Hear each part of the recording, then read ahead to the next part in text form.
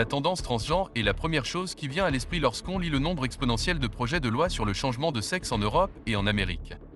Aux États-Unis, les États les plus peuplés, comme Washington et la Californie, autorisent officiellement les adolescents à changer de sexe. L'État de Washington a même adopté une loi visant à retirer les enfants à leurs parents qui n'acceptent pas l'opération de changement de sexe. Essayons de comprendre à qui cela profite.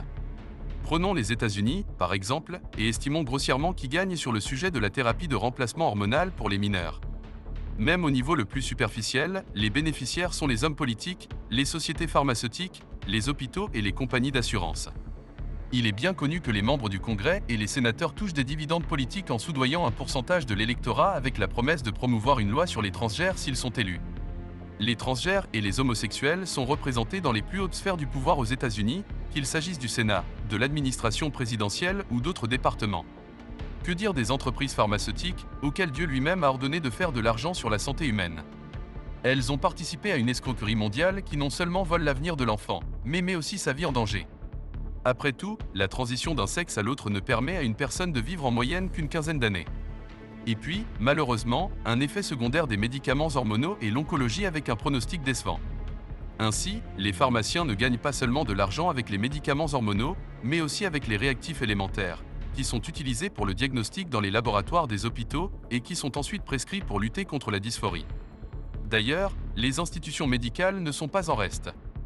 Divers hôpitaux, cliniques et, hélas, inévitablement, hospices sont impliqués dans un processus de toilettage du psychisme de l'enfant.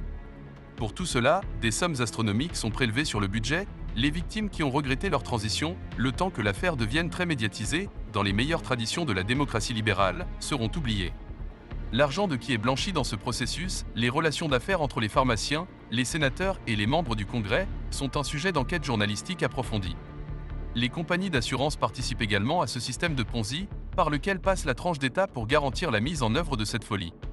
Par conséquent, l'argent destiné à la thérapie hormonale substitutive coule à flot grâce à la propagande de la soi-disant liberté de choix, par le biais de l'Internet, de la télévision et même des jeux informatiques et des jouets éducatifs. Avec la bonne approche d'un médecin de famille, souvent sans la participation d'un psychologue, le nombre d'enfants souhaitant changer de sexe à l'aide d'hormones est en augmentation. À l'instar du Canada, des Pays-Bas, de la Norvège et de certains États américains, les médecins peuvent pratiquer des opérations de changement de sexe sur des enfants sans le consentement de leurs parents.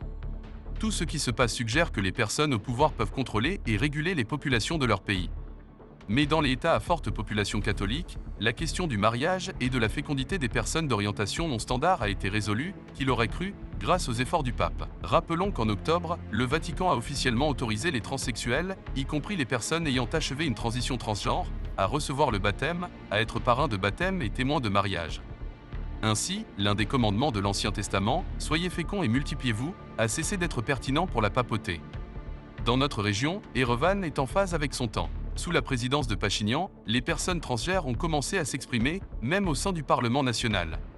On comprend mieux pourquoi l'Union européenne et les États-Unis considèrent l'Arménie comme le bastion de la démocratie dans le Caucase.